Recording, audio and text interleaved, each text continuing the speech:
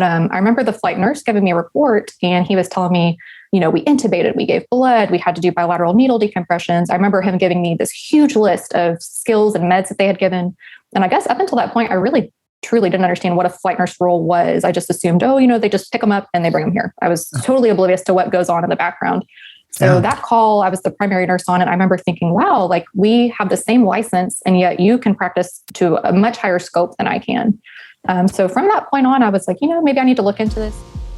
Hello, and welcome to the Art of Emergency Nursing podcast. This is where we share stories for inspiration, entertainment, and encouragement, because we all know emergency nurses have the best stories. Now here's your host, Kevin McFarland. Hey everyone, Kevin McFarland here from the Art of Emergency Nursing. And as always, thanks for downloading this episode and thanks for listening to the podcast. I really appreciate it. If you haven't done so yet, please do me a favor, leave a 5-star rating and review in iTunes. That's what's going to help people find this podcast. If you could do that, that would be awesome. Now, only cool people do it. So if you're not cool, then don't do it. But the cool people, yeah, they're the ones who do that. So anyways, if you're listening to this podcast in real time, then we are less than a month away from EN22, the National Emergency Nursing Conference. Hopefully, you are going to get a chance to go. I will be there. I'll be there as a delegate for Texas, so I'll be there for the business meeting. So if you're going to be there for General Assembly, or if you're going to be there for the conference, I want to know so I can meet you if we haven't met already. And for all the people I've met before, I can't wait. It's one of the cool things about the conference is it feels like a big, giant family reunion every time you go. I see people that I only get a chance to see maybe once or twice a year. And oh my gosh, it's like we never left each other's presence at all. So I cannot recommend it high enough for you to go. For today's episode, I have a great episode for anyone who wants to get into the flight game. If you're thinking about maybe being a flight nurse, this episode is going to give you a little bit of inspiration. My guest today is an ER nurse who decided that she wanted to become a flight nurse. So she went out and went for that goal, and she crushed it. She's now working for a busy flight program. And not only that, she has all 5 BCEN certifications. So she's a member of the High Five Club, as Pam Bartley calls it, or what the BCEN calls their superstars. You're going to be amazed and inspired by this nurse. You're gonna dig this episode. Enjoy this episode with my friend, Sadie. Hello, everybody. I'm Sadie Fryer. I'm a flight nurse in Houston. I've been a nurse for 8 years. I've been in air medical for 4. I'm from Texas and still love it here. Plan on staying here. Were you originally born in Texas? Actually, I was born in Oklahoma, but I've been in Texas since 2007. So I pretty much consider this my home. Yeah, it's Texas home, all in the Houston area? Bryan College Station as well, which isn't too far from Houston for people that aren't aware. It's about an hour and a half. So yeah, it's pretty not close. Too far. It's kind of almost Houston. So it's turning into a mini Houston for sure. So very busy there. It's a busy place too. So I have a couple of friends that work out there at the hospital out there. Oh, so. I probably know them actually. You probably do. It's a small world. So it is a small nursing world for sure. So yes. I had one episode not that long ago that there was somebody who everyone kept telling me, oh, you need to interview so-and-so. You need to interview so-and-so. And then one day I was talking to somebody who's not even in nursing. He's in emergency management. And he happened to say, oh my gosh, there's this great new nurse from the East Coast that you need to meet. You would love her. You guys get along great. And then, told me her name. And I was like, oh, holy cow. Like people have been telling me I should interview this girl for a while. So now she's working at the old hospital I used to work at. Oh, wow. So I was like, okay, well, I'm definitely going to have to interview her. Yes. It was great. And now we're Facebook friends and keep track of each other on Facebook. And it's been fun. It's been fun to get to meet a lot of cool people that I may not have met any other way. So yes, lots of cool connections that way, I'm sure. Yeah. It makes it a lot of fun. So how long have you been a nurse, Sadie? This month actually was my 8-year mark for nursing. And I've been a paramedic now for coming up on 5 years. So you became a paramedic after you became a nurse? I did. I went through an RN2 medic program up in Dallas. Once I figured out I wanted to do flight nursing, that was recommended to me by a lot of people in the flight industry. So I took them up on that and really was the best thing I've done for my professional career so far. Nice. And how was that going through medic school? Was it like a condensed program, like a shortened program, or was it like because the medic program I used to be involved with was like a full year medic program. My guess it wasn't that. Luckily, there was, specific criteria to do the bridge program. So one was you had to be an RN for at least 2 years in either ER or ICU. And then from that way, they can kind of condense it into one semester. So the first part of your semester, you do your EMT basic. And then the second part, you do your medic and all of your EMS clinicals. So really, it wasn't too bad. It was, I think, September through December. So it was really not too bad. No, it was definitely worth it.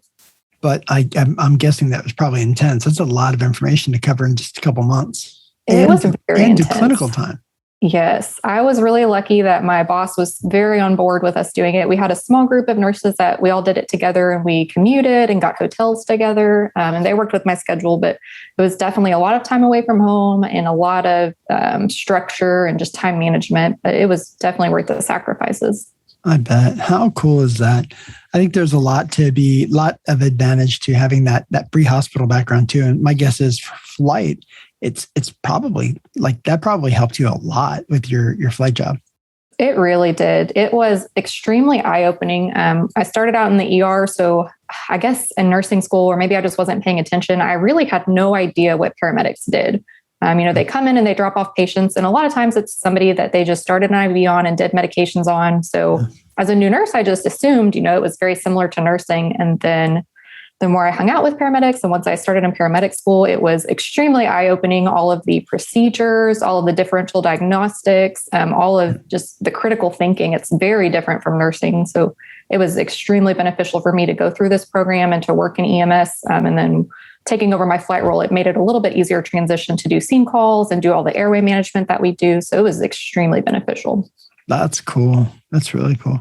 I think that I know a few nurses have gone through paramedic programs after becoming nurses for flight jobs. And oh my gosh, like every one of them is like, oh, this is super cool.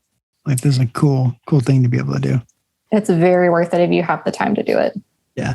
The time to do it's got to be hard because you still got to study. I mean, it is a different test. I mean, yes, that nursing background doesn't necessarily mean like you're going to be like go in and just rock those tests. Yes, I actually thought that I failed my EMT basic, which was hilarious because at the time I was working as a charge nurse, I had my CEN and my CPEN already. And I was like mortified. Oh my God, if I fail my EMT basic, I'm going to be so embarrassed. But it's just a complete different way of thinking. It's a whole lot of operational and scene management, which in the hospital, you don't have to do. You're not exposed to those things. Yeah. So definitely studying was interesting. Yeah, not near to the same degree. I remember I used to teach EMT Basic in New Mexico. Wow. And oh my God. So I taught EMT Basic and taught EMT Intermediate and then taught a couple of classes in the paramedic.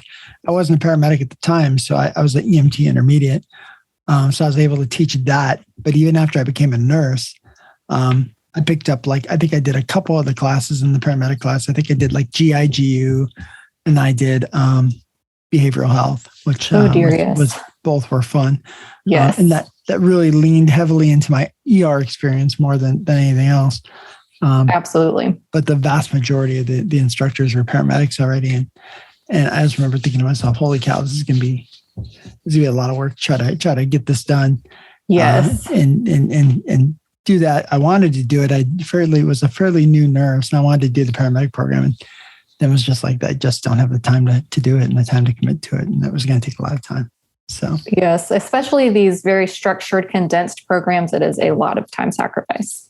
Yeah, for sure. And that's certainly what I've heard from people who've gone through them. So, but what a big way to make an impact on your flight career, because it's a lot of operation stuff. Like EMS lives and breathes that stuff.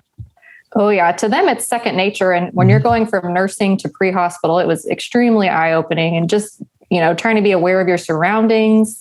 There's things going on that you may not even recognize because you're so used to being in a hospital where you're, obviously there's still some unsafe situations you can be in, but for the most part, you're in, air conditioning and you know where all your things are and you're not having to truck down some hills or, go out in the middle of the highway. So it was very eye-opening. Yeah.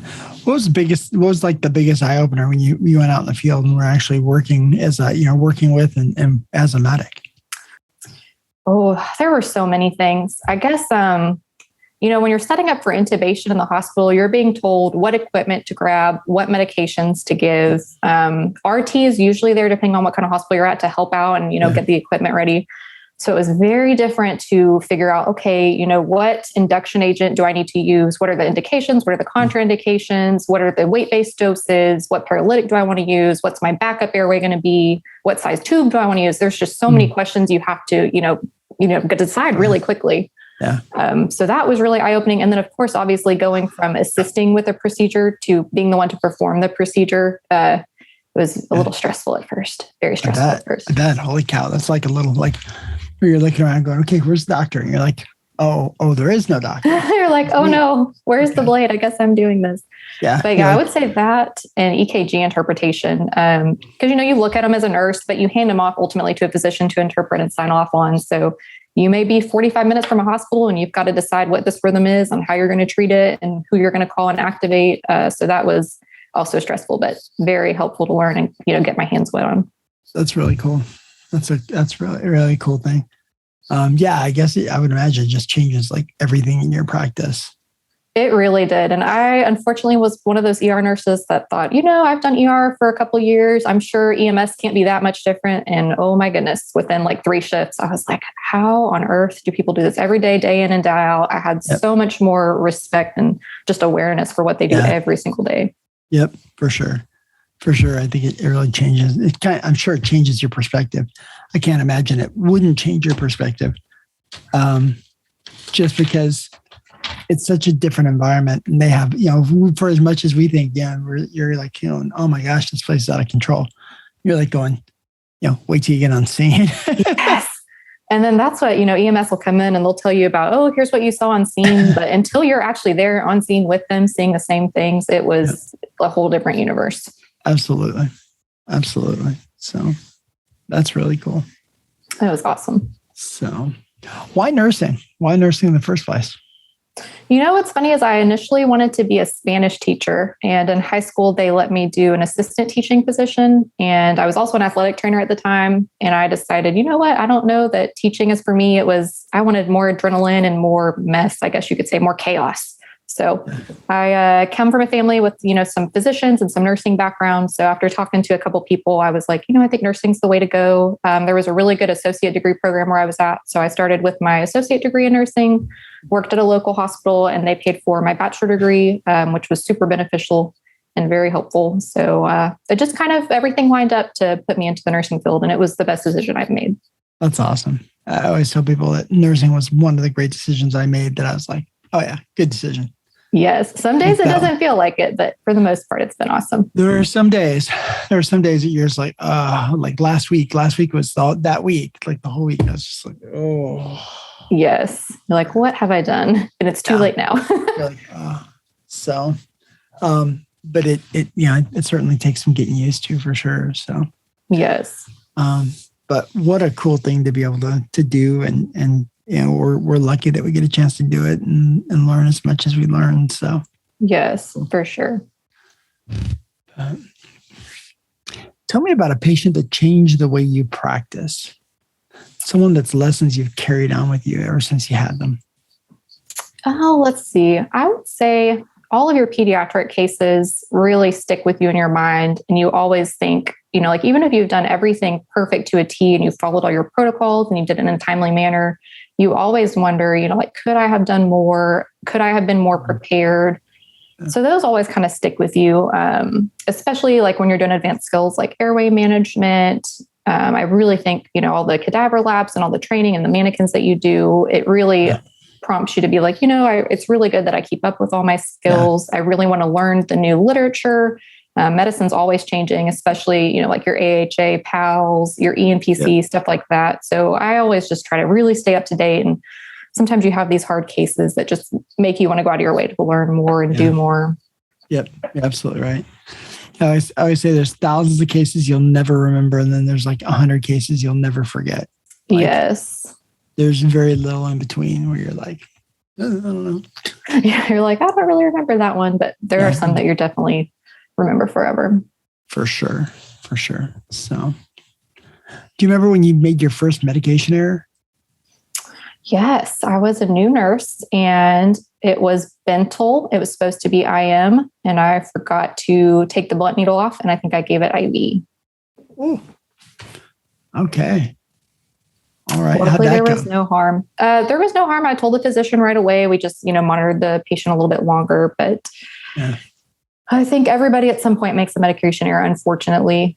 And, some of them are more harmful than others, but it just really reminds you, okay, like do your, 8 rights or 10 rights or whatever many rights there are now, Right. and just There's a slow lot of down. rights. Yeah. Yes, there are so many rights. They keep adding more. But yeah, it was unfortunate, but, better to be a easier med than, a critical med. And Yeah. if somebody For tells you sure. they haven't made one, eventually they will make one. So Ain't that the truth?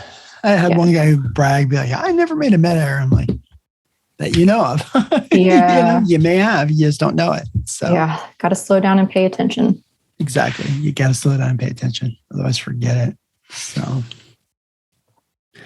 tell me about a patient that touched your heart, a patient that you'll never, ever forget. We had, when I was probably about halfway through my first job as air medical, we responded to a mass casualty incident. It was a tornado in East Texas, and it was an extremely rural area. They were having some sort of local celebration. And of course, the tornadoes had destroyed the way for EMS to get to this place. There were trees everywhere. We were flying over the scene, and we're trying to tell our ground contacts, I don't think you're going to make it. There's no way. There's so many trees there. So it ended up a bunch of air medical people came down, and they had to land on scene, and they pretty much had to set up their own LZs. It was in the daytime, luckily, but really it was so stressful because there's no EMS people there because they can't get there. So you're like first on scene. There was one guy who happened to be a paramedic, and he's trying to triage like 40 people by himself. Bless his heart. I don't know how he did it.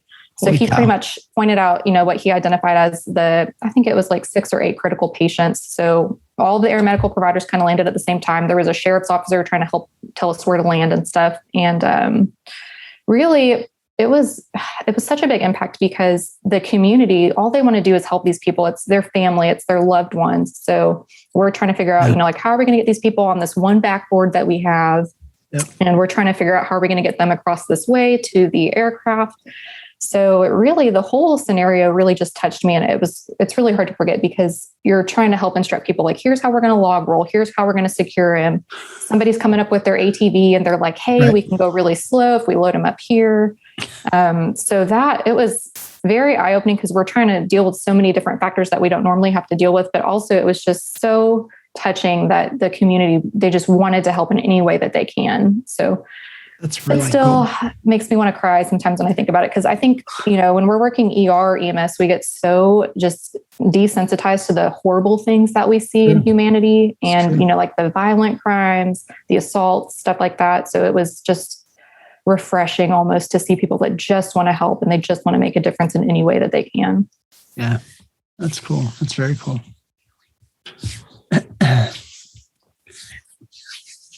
What's the best advice a nurse mentor ever gave you? Ooh, I've had a lot of really good advice. Really, I think the biggest thing is, when you're a new nurse, you, for whatever reason, think that you need to know everything. And you're afraid to speak up and say, I don't know this. I don't understand why we're doing this. So I had a lot of mentors along the way that just really made me feel comfortable asking questions, and they don't belittle you or make you feel stupid or, the saying nurses eat their young. So I think that helped me a lot because then I would feel more comfortable approaching a more senior nurse or even a physician and being like, hey, I see that this was ordered. I really have no idea what we're doing or what this is for. Do you mind just explaining it to me? And then, from there, you just always are learning. So I would say just don't be afraid to ask questions and don't be afraid to look stupid because odds are somebody else has the same exact question. Right. Ain't that the truth? Yes. Now, you mentioned nurses eating their young. Have you experienced nurse bullying in your career? Oh, absolutely. I feel like if you're working somewhere where you don't think it's going on, it's probably just going on somewhere that you don't see it, which is unfortunate. But especially these hospitals where there's a lot of GNs or a lot of nurse residency programs, I think it's just unfortunate. It's part of the job, I guess, that there is a lot of bullying and, especially with COVID, a lot of these people, they might have missed out on clinicals. So maybe they didn't experience all the things that we would normally expect them to have experienced. So it's unfortunate. And I hope that one day it will change soon, but yeah, it's unfortunate that it's been such a big deal, and I'm sure with COVID, it's only gotten worse to some degree. I think that there's a lot of people out there that have really struggled with COVID. Yeah, absolutely. Much more than we like to think, that people were struggling with life, right? Yes, that's just one extra stressor for sure. Yeah. How has your flight program handled COVID? Have you guys been running a lot of COVID flights? Do you know when you're going to pick somebody up that they're COVID positive versus not? Or Initially, we were doing a lot of COVID flights, especially we were bringing people back to the med center for nitric or for ECMO. So we were doing a ton of them at first. Luckily, the numbers seem to have slowed down more recently. But as far as changing our practice from an operational standpoint, it's changed a lot of things. Initially, it was like, hey, y'all need to wear a surgical mask on every flight. Well, then we were picking up so many scene flights and so many transfers that we were having to intubate that they changed the protocol to, hey, you need to just wear an N95 on all flights because you never know when you're going to have to take somebody's airway. Yeah. So we do that. We also have a UV light, which has been super beneficial. So if we know that the patient's COVID positive, or if the ER says, hey, the scene patient that you brought, they came back with COVID, we spray a viricide all over the aircraft. We let it air out, and then we put in this UVC light, and we run it for, it's anywhere from 15 to 40 minutes, just depending on what the light senses. But pretty much that, sanitizes everything really well. So the decon process takes a little bit longer, and then our PPE, of course, has changed. But of course, I can't imagine those PPEs over that flight suit. I can't imagine that's very comfortable. It was horrible. At first we were, and I think we still are, we're allowed to wear scrubs, and then we can wear the gowns over it and everything. We also can just hang our flight suits up and put them in the UV room with it and kind of sanitize them that way. So there's a couple different options, but definitely in the summer, even with the AC running in the aircraft, it can get extremely hot, and we'll take off our PPE at the end of the flight, and we're literally just soaked in our scrubs with sweat. So Holy cow. It's definitely an extra flight stressor and, just For life sure. stressor. For sure. I can't even imagine. Holy cow. We drink a lot of water in the summer. I would imagine you'd have to. Yes. Here in Houston, it gets hot and it gets humid. And the humidity is horrible. Yeah, the humidity is just brutal. So that's cool. That's really cool. So let's talk a little bit about flight nursing. Yeah, absolutely. So, for your program, and for programs in general, for the new nurse, a lot of nursing students listen to this podcast, and a lot of times I'll ask nurses like, "Hey, what do you want to do? What kind of part of nursing do you want to be?" And of course, being an emergency nurse podcast, most of the time the answer I get is they want to be emergency nurses. But every now and then, someone's like, "Well, I want to be a transport nurse, or I want to be a pre-hospital nurse, either flight nurse or pre-hospital ground." What advice do you have to a new nurse who wants to get into that? Like, how much experience do you need to get into flight? Oh man, I have all sorts of advice. Most programs say anywhere from 3 years minimum to 5 year minimum. It just depends on the program, and they prefer either ER or ICU experience. And even program to program, people have very different preferences in their applicants. So some places they may do a lot of scene flights and a lot of ER to ER transfers. So they may look at ER or ICU experience as interchangeable. And then some places, like currently Herman, we do really heavy ICU, very complex transfers, ICU to ICU. So they really like to have people with ICU experience for that reason. And that's, pre-hospital experience as well. If you're doing a lot of scene flights, they want to see people that have their basic or have their medic, or at least have some sort of pre-hospital exposure. So I would say if you have your eyes set on one specific program, maybe find out what their preferences are, but absolutely start in either an ER or ICU environment if you can, because that will really help you hit the ground running and learn what you need to learn. Absolutely. So, and how long was it? Like, for instance, your EMT basic class, how long was that? Was that condensed? It was condensed. So I did a bridge program through Brookhaven College in Dallas, and there's a couple throughout the nation and throughout the state of Texas. I think there's 2 or 3. So the prerequisites for that were that you had to be an RN for 2 years, either in the ER or ICU. And then you do 1 semester, half the semester at the beginning is your EMT basic. And then the last half, you do your medic and your ambulance ride-outs. And it really wasn't too much as far as it just being a semester long, but it's a lot of time requirements because you have to be in class once a week. You probably have to do 10, 24-hour shifts to get your clinicals done. So it was definitely condensed, but it's very fast-paced. Yeah, I bet. Holy cow. It sounds pretty intense. Yes. Getting, potentially getting 10 additional pre-hospital shifts when you're already working full time. Oh, yeah. We had to use a little bit of PTO and really strategically plan our schedule for them, but it was worth it. It was a month of really hard, really exhausting time, but in the end, it was extremely helpful. Yeah, that's cool. So for a new nurse who's just getting out of nursing school now, and they think that flights may be the way they want to go, like what recommendations do you have for someone like that? Like where do they start? I would say check with the program near you, because a lot of places will do ride-outs, and really you just sign up and they'll ask you a couple of questions and they'll have you sign some waivers and you can follow them potentially on a shift. Maybe not right now with COVID, maybe in the future people will open these back up. But yeah. I did one when I had been a nurse for about a year and I first was thinking about flying, and it was really cool to see what they do. They show you your whole routine. You can go on flights with them. They show you the documentation. And that way you can kind of understand, like, is this really what I want to do? Or maybe this isn't what I thought it was. And at least kind of get yourself more familiar with the actual job. Yeah, for sure. For sure. I think that, easing into it is oftentimes a lot better. Like if you, rather than just, jumping in and Yes. I have unfortunately seen people that, they work really hard for it and they take the job and then they realize the schedule isn't what they wanted, or maybe the training requirements were just too time consuming. So I think definitely do a write out, or at least go talk to the people that you're looking at potentially applying with and really get a good understanding of what they do. Now in the helicopters, do they have room for a ride out? Do you have room for somebody who'd like come ride with you and see how they liked it? A lot of programs do have a spot. Not all of them, though. It depends on which airframe they're in. For instance, the first aircraft I was in a Bell 206, and you didn't even have room for a preceptor. So once you get hired, your partner is your preceptor. And then some other companies locally, they fly like a 407 or a 135 or a 145, like what we're in. And they do have an extra seat for passengers to fly along.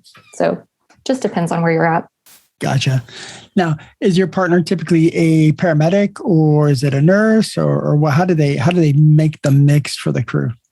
Typically, it's a nurse paramedic crew. So my partner is mainly a paramedic, but where I'm at now, all of our nurses have to be dual cert. So we have to be a nurse and paramedic. So there are times you'll have a dual nurse crew, but you're technically also dual paramedic role. So nice. So you can fill either seat, right?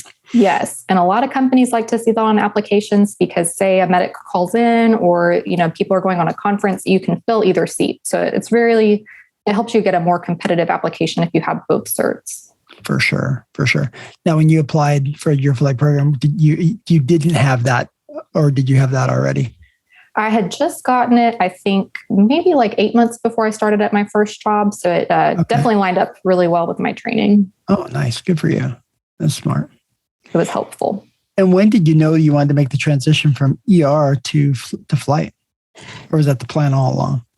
What's funny is in nursing school, our local flight company came and they gave us a tour and they told us all about flight nursing and what the job was. And I remember thinking, the helicopter's really cool, but that's not for me. I was absolutely not interested. And then about a year into my ER career, of course, we're always helping offload and stabilize these patients that they flew in. But one patient really stuck out to me. It was a trauma patient, and it was a really bad head-on car wreck that had prolonged entrapment. And I think they were like on scene for 2 hours or something, doing stuff in the vehicle, still trying to cut her out. Holy cow. And I remember, yes, it was like August in Texas. So of course, everybody's super hot and sweaty when they come in. And I was like, oh my gosh, I can't believe y'all been there for 2 hours. But I remember the flight nurse giving me a report, and he was telling me, we intubated, we gave blood, we had to do bilateral needle decompressions. I remember him giving me this huge list of skills and meds that they had given. And I guess up until that point, I really, truly didn't understand what a flight nurse role was. I just assumed, they just pick them up and they bring them here. I was totally oblivious to what goes on in the background. So that call, I was the primary nurse on, and I remember thinking, wow, like we have the same license and yet you can practice to a much higher scope than I can. So from that point on, I was like, maybe I need to look into this. So I started talking to people that worked locally and, figuring out, okay, well, what certs do I need? What should I do next? What experience do I need? And from there, I just hit the ground running and kept checking things off my list, trying to get where I wanted to be. Good for you. That's awesome. I love it when people find goals and then just crush them. Just go after those goals. It was very time consuming, but very worth it.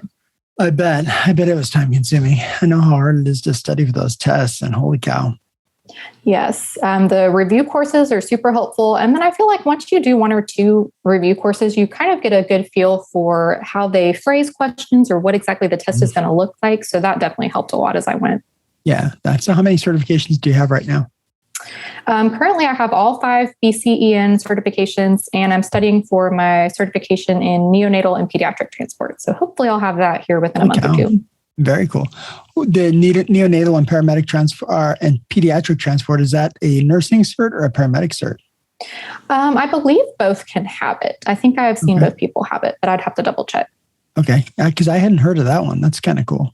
So. I actually had not heard of it until pretty recently. And then one of our other nurses that had started with pediatric transport, she had kind of told me about it. And I was like, oh, well, I love peds. I love neonates. We do a good chunk of them. So I thought it'd be a really good way to learn, better and more rare cases that we will accomplish and, kind of encounter on the way. Yeah. Now, do you guys have a separate crew for pediatrics, or is it the same crew, whoever's closest? It depends. Pediatric trauma transfers, we do a lot of because we're right there and we don't have to, kind of shuffle around and redo the crew configuration. If it's a complex cardiac or medical case, they will have the PD team come on board and we'll go pick them up and get some special equipment. The neonatal team, they have their own team. So we go with them and we assist them because we have to go back and get the isolate. We have to go back and get the syringe pumps. And those obviously are, for the most part, transfers, but we do a lot of neonatal scene calls, like preterm labor that occurred out in the county somewhere and the baby's not doing good. So we're expected to be up to date on all of our NRP and all of our neonatal skills as well, just because we do see a lot of scene flights with those as well.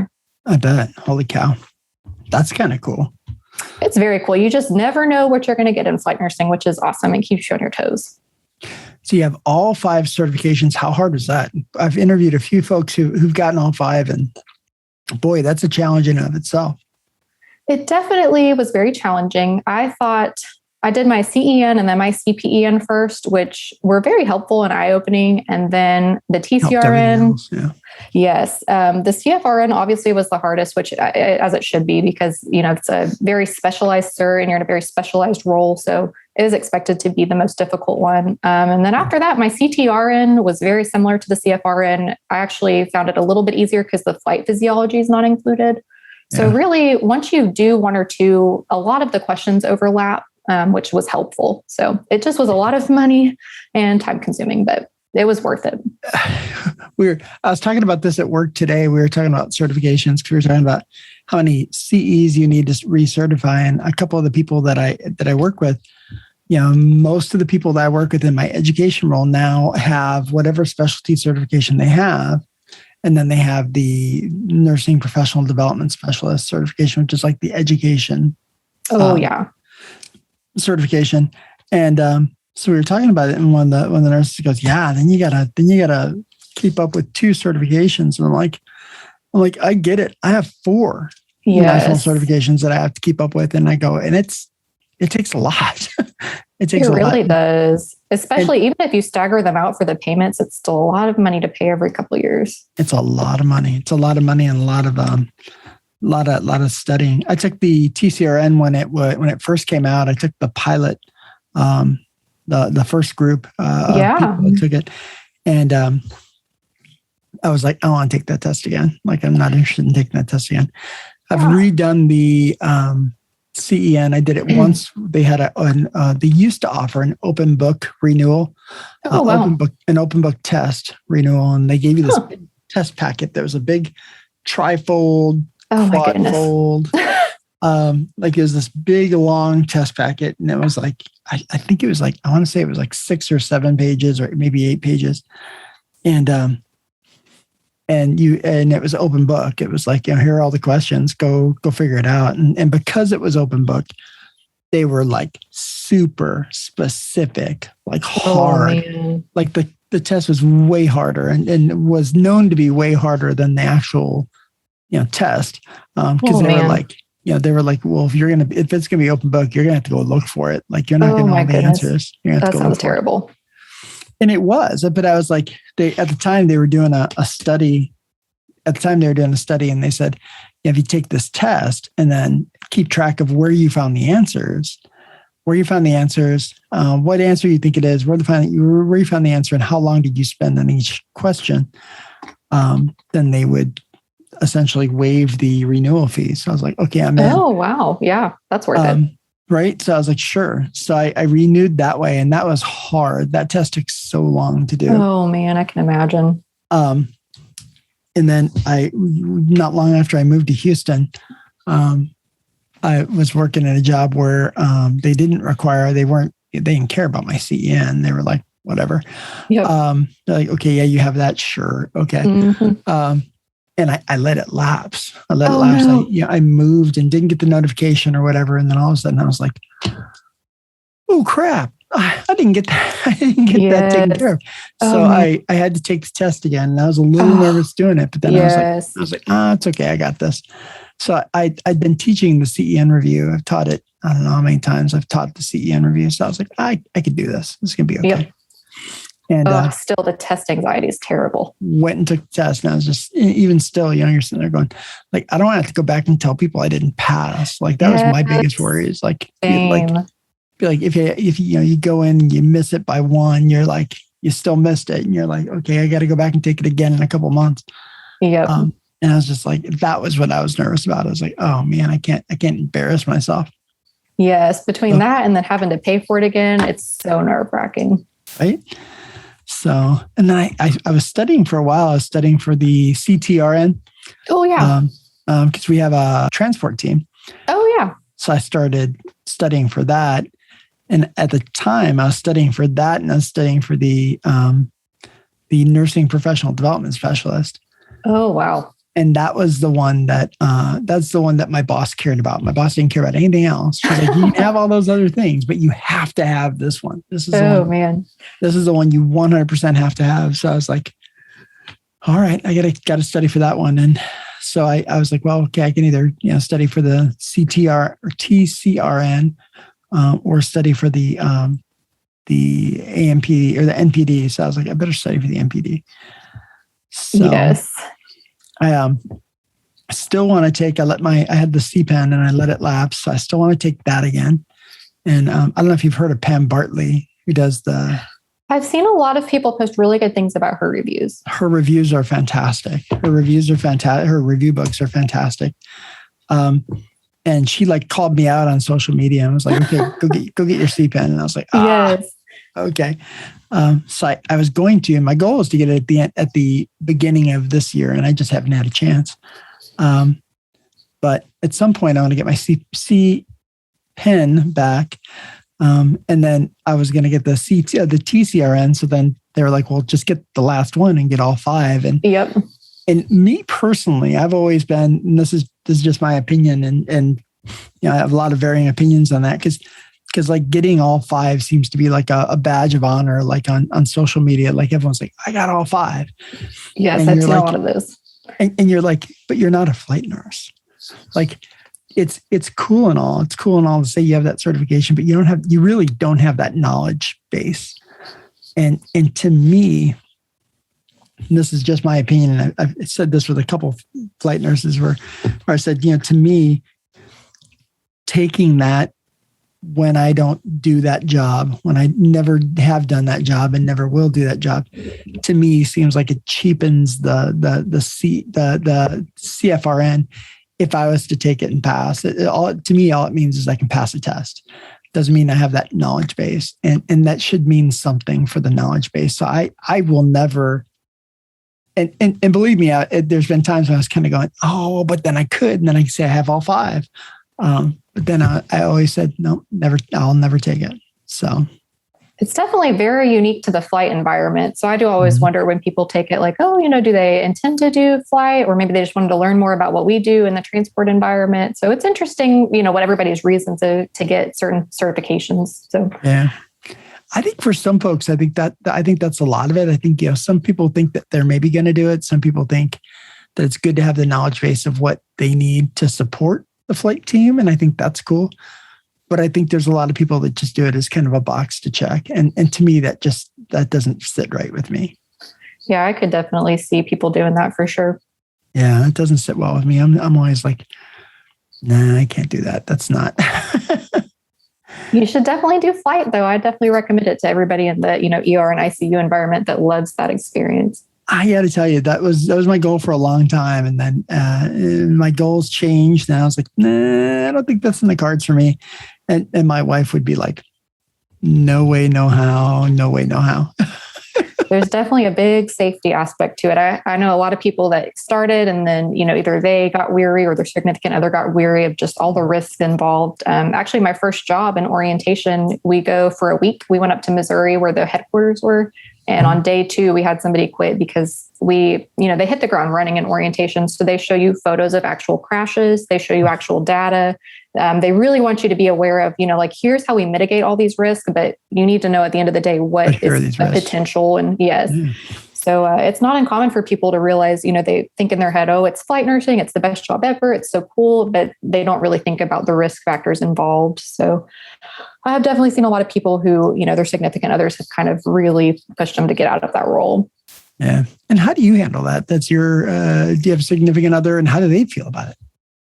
I do. He actually is a firefighter paramedic. So he's extremely understanding of the first responder role. And it's kind of just something, at the end of the day, we both know that we're going to be the most safe that we can in our roles, but there is always a risk to being a first responder, unfortunately.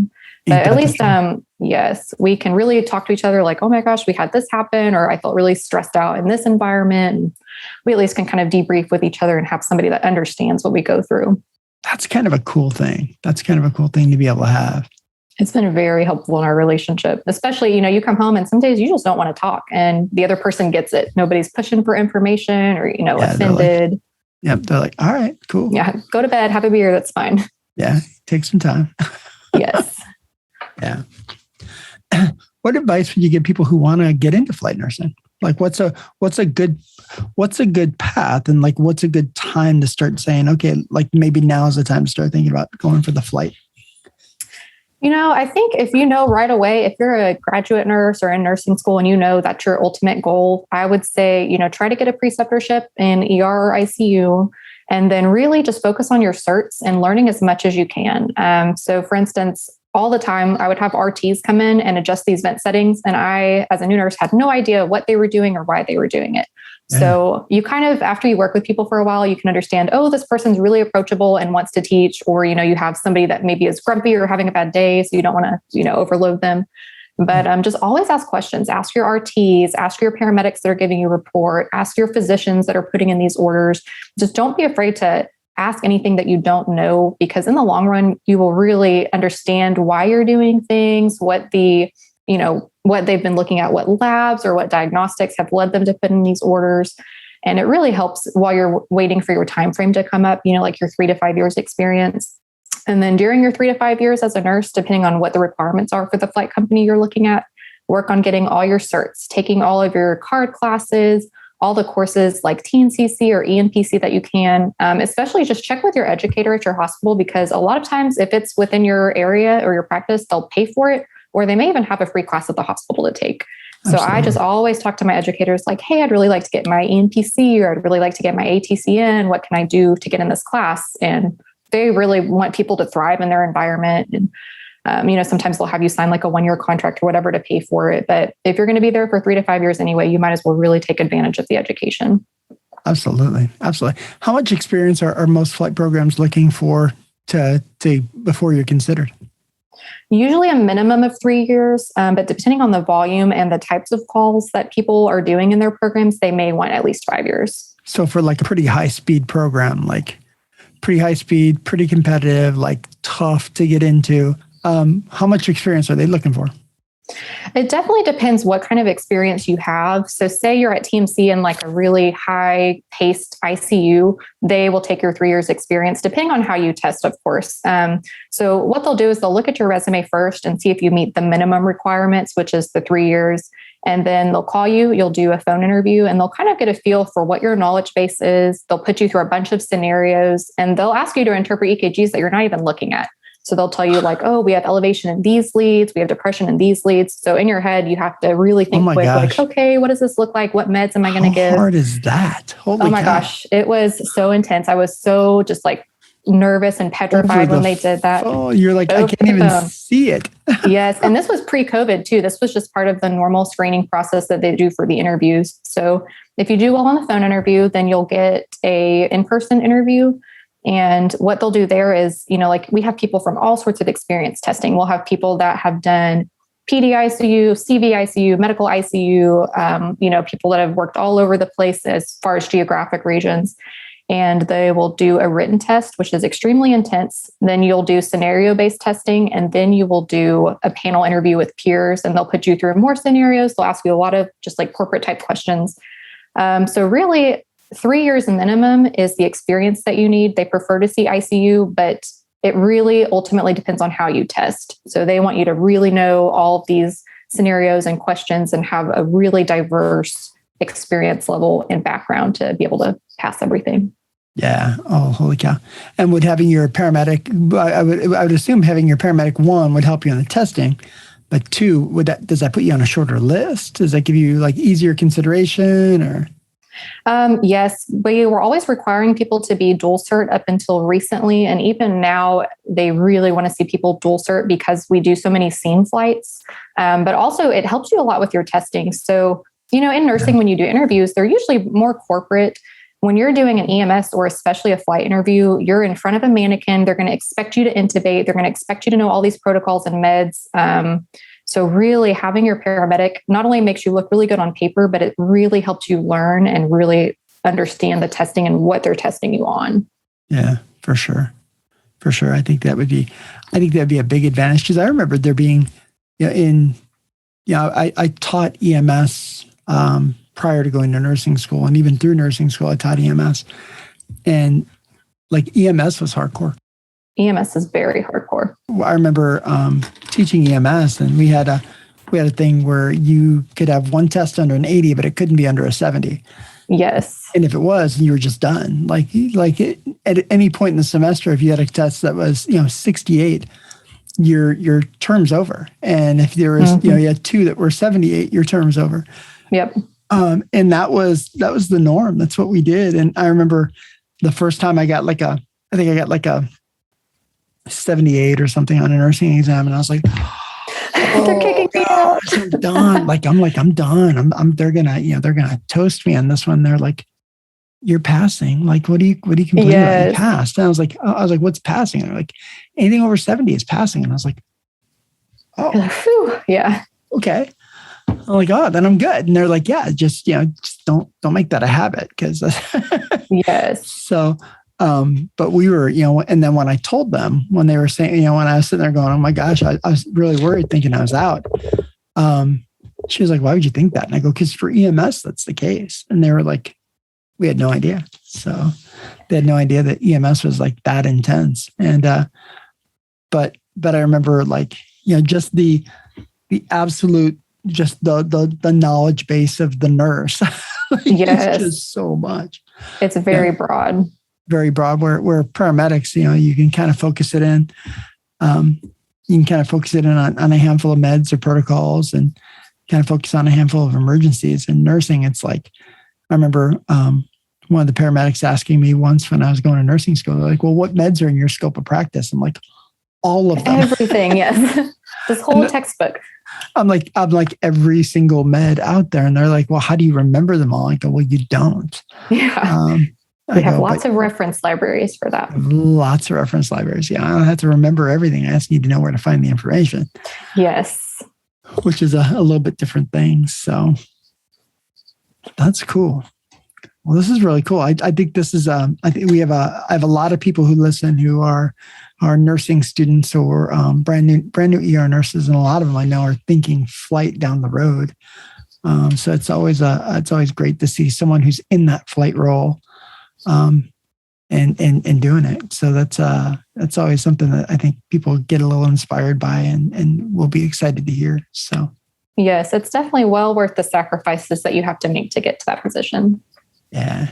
So what's next for you? What's the plan? You'll be a flight nurse for the next 10, 15, 20 years. Do you have plans after that, or what's next for you?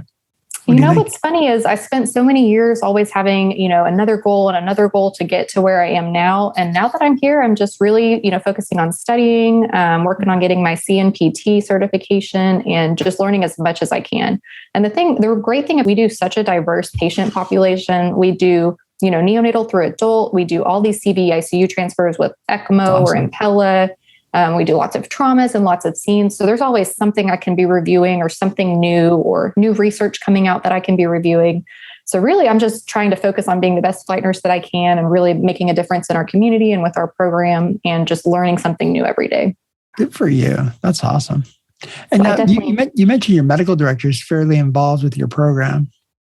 Yes, we have 2 medical directors and they're awesome. We can reach out to them at any point if we have any questions. They do cadaver labs quarterly. We have monthly meetings where they come in and we review a bunch of charts and we talk about, like what went really well, what the new research is showing with all these different guidelines, what the hospital is changing up. So really they're super involved and they're just a great resource for us. We do like lots of ultrasound training, lots of airway training. So really, if we have any questions at all, they're always able to be available to us and we always can get an answer from them. That's cool. One of the coolest things I've had the chance to do in my career was the cadaver lab with your team. I had a chance to do the cadaver lab with your team led a cadaver lab with the hospital I work at. Yes. With their people and they, I was like, ooh, I want to go. And they're like, come on, let's go. So I had a chance to go with them. And one of the coolest things I ever got a chance to do. It was just incredible. The anatomy and the learning that happens. And one of the things I'd always wanted to try and never had the chance to try in an actual person actually, I take that back. I have one other chance to try, was doing intubation. Yes. And, when I finished nursing school, I went to, I was going to do a paramedic program and I took the first semester of paramedic and the first class was trauma. And in trauma, they, taught you all the airway stuff and you practiced and practiced and practiced. You had to have like 100 on the mannequin. Yes. Before you went and did your clinicals. And then I went and did a clinical shift. I went and did a clinical shift in rural New Mexico. Oh, wow. And was spending the day at it was a fire-like EMS system where they came in, they did 24-hour shifts and they were covering, a big, huge rural population. And I remember going and spending some time with those guys and running calls with the EMS team there. And oh my God, it was a blast. I loved it. The last night I was there, we had a car accident and I don't know, midnight or something. We go out to a scene response and there's a lady laying there in the middle of the road and we're kind of getting her back packaged up, waiting for the helicopter to come. And the medic looks at me and goes, hey, we're going to have to intubate her. Do you want to try it? And I was like, hell yeah. Absolutely, yes. I'm like, absolutely. So sure enough, I'm down there in the middle of the road and, this freeway that's blocked off. And I'm literally sitting in the middle of the freeway trying to intubate this woman. Couldn't get it, couldn't get it. So he's like, okay, let me try. So he gets in there. He couldn't get it. And he's like, okay, let's get her into the rig. So we get her up on the backboard, take her into the ambulance. And, he's like, okay, a little bit better environment, a little bit better height. Let's try then. And he tried one more time to intubate her, couldn't get it. So he's like, it's fine, just put in an LMA, be done with it. So he put in an LMA, either an LMA or a combi. I don't remember which one it was. And, but put in, a blind stick airway and secures her airway. And then sure enough, the flight crew comes in and they come in like heroes. You open up the ambulance bay door and they're like, okay, we're here to take your patient. And I was just like, that was so cool. And then it happened to be people who worked at the hospital that I worked at anyway. So I was like, wow. Yeah. I was like, hi guys. And they're like, what are you doing here? They're like, how did you get here? They're like, that's awesome. They're like, how did you end up here? And I was like, cause it was, 2 hours from where I lived. And so, but sure enough, they took the patient and they took her and I was like, that was super cool. I was like, that was fun. I was like, I could see myself doing that. Yes. If I wasn't a nurse, I would definitely want to be a paramedic for sure. So it is a lot of fun. It was a lot of fun. But anyways, we got a chance to do the cadaver lab over there. Got a chance to intubate on the cadavers there. And that was just super cool. I was like, okay, So I finally got a chance to do an actual tube on an actual person. She wasn't alive, but it was an actual person. And I was like, that was kind of cool. So it's way better on cadavers than the mannequins because it just like falls into place when it's a mannequin almost. So you really have to learn to manipulate the cadaver and how to find the airway. So it's a great experience if people haven't done it. Yeah. Oh my God. It was the coolest. It was one of the coolest things I've ever done, like to this day. Like just super cool. Like it's such a cool memory to get a chance to do that. And the folks that were there were just incredible. They were so good.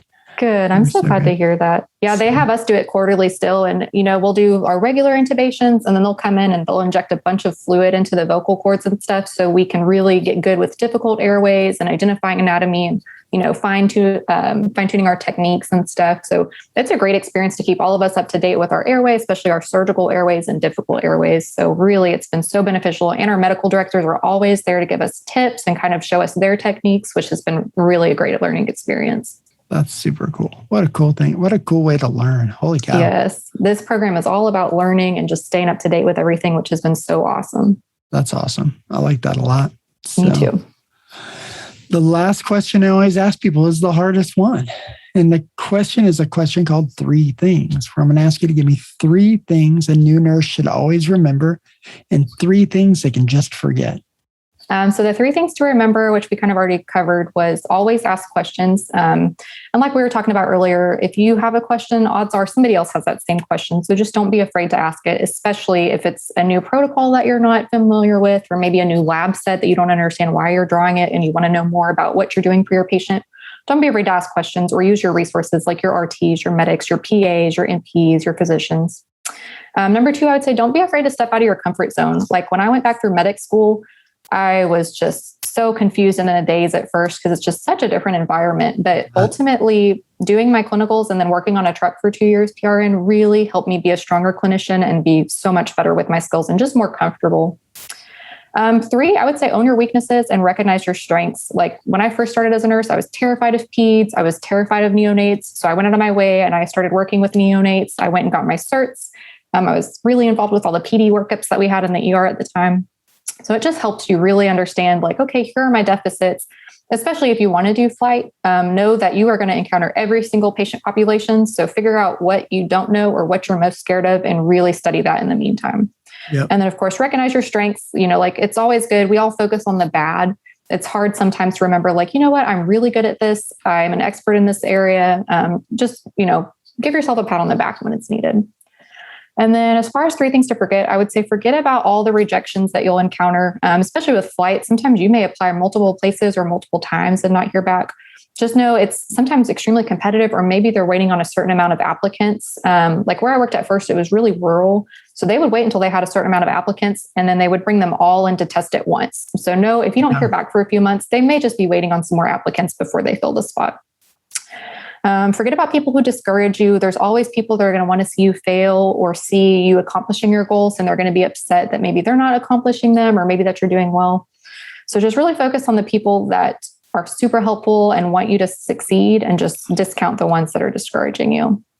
That's awesome. And then last, I'd say forget about the little mistakes. We're all human. We're all going to learn. As long as you're learning from things and really preventing from doing them again. I mean, everybody's going to forget to draw a lab or forget to give a med on schedule or something. And just know we're all human and learn from it every time. One of the things I find is that sometimes, we make little mistakes and then we like beat ourselves up about it so bad. Yes. For months or years sometimes. We're so much harder on ourselves than anybody else would be. So it is so true. We are our biggest critics. Absolutely true.